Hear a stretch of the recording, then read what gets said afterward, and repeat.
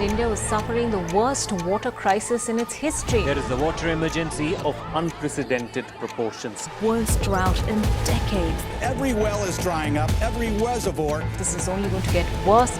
It is an extreme, desperate situation.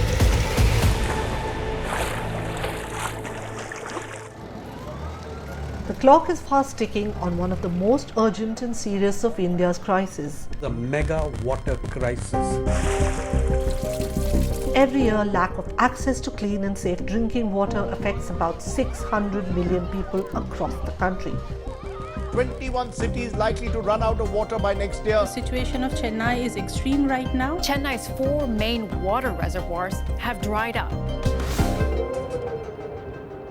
In fact, 5 of the world's 20 most water-stressed cities are in India. Despite this, India is a prime global hub for one of the world's most water-intensive industries, fashion.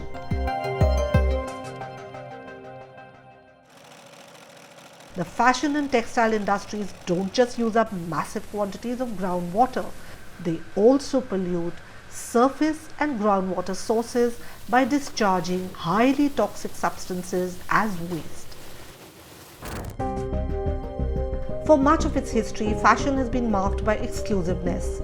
Select pieces of clothing, custom-made, cited twice a year, rendered fashion a luxury to be enjoyed by a few. In the 1990s, fashion became democratized and more accessible. European and American clothing companies built a new business model that quickly replicated high fashion seen on runways. With technological advancements and rapid globalization, it became easier and cheaper to manufacture cloth. Finished clothes could be easily imported into the West, labor easily outsourced to countries like India and Bangladesh, where production costs were low and labor protection laws weak. Brands like Zara, H&M, Forever 21, Topshop, Mango and Gap began mass-producing clothes across the world at low costs. This highly profitable and wildly popular business model came to be known as fast fashion. At the heart of fast fashion is the concept of affordability. This means two things: consumers buy more and also buy more often. The massive demand compels styles to change literally every week, where earlier they changed with far less frequency. Since trends and designs change quickly at low costs and consumers are also buying up the supply, these clothes end up spending less and less time in our closets. At the same time, the major brands know that their goal is to produce clothes which are not meant to last longer than a few months. So as consumers buy more and more, the true cost of cheap, trendy and disposable fast fashion is being shouldered by the environment and people's health. Broadly, the process of creating any fast fashion clothing item consists of producing the fiber, the fabric and then the garment. Each step has a substantial water impact. The largest amount of water goes in the first step, fiber production. Cotton, the most common natural fiber used to make fast fashion clothing, is a thirsty crop that requires intensive and regular irrigation. Worryingly, cotton farming predominantly uses groundwater, which is already stressed due to domestic overuse. Despite this, by 2020, India emerged as one of the largest producers, consumers and exporters of cotton, and fast fashion could be the reason why.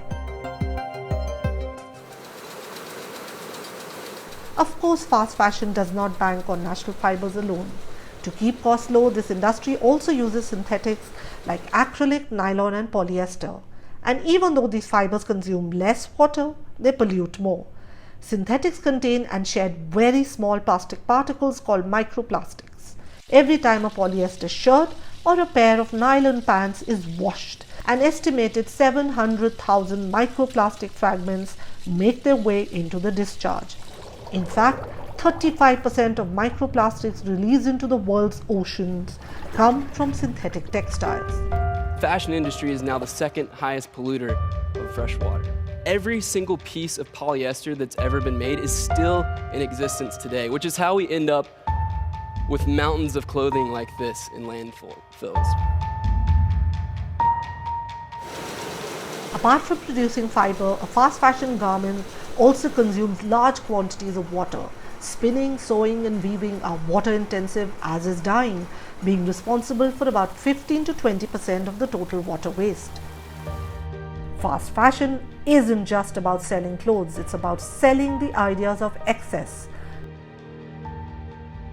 Consumers are pushed into buying more, which masks the environmental cost someone else ends up bearing the burden of, even as trends fade every other month. Social media platforms' incentives are important drivers of such consumer habits. As runway styles make their way to the phone screens of millions, fast fashion brands race to imitate. With online shopping, fast fashion has become faster in recent years.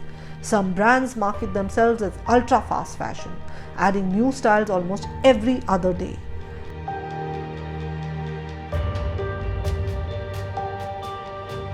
On Instagram, one of the ways in which people document their everyday lives is through an OOTD, outfit of the day never to be worn again. Not all of this is happenstance. Paid-off influencers are a huge part of the ecosystem.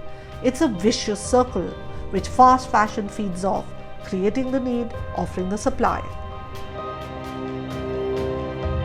Fast fashion consumers and brands are both in an endless race of styles, trends, quantity and of course costs. But the true cost of fast fashion is not what it says on the price tag of a cotton t-shirt or a denim jacket. It's much more. In our next episode, we'll be going to a village in Ludhiana where these real costs will become clearer.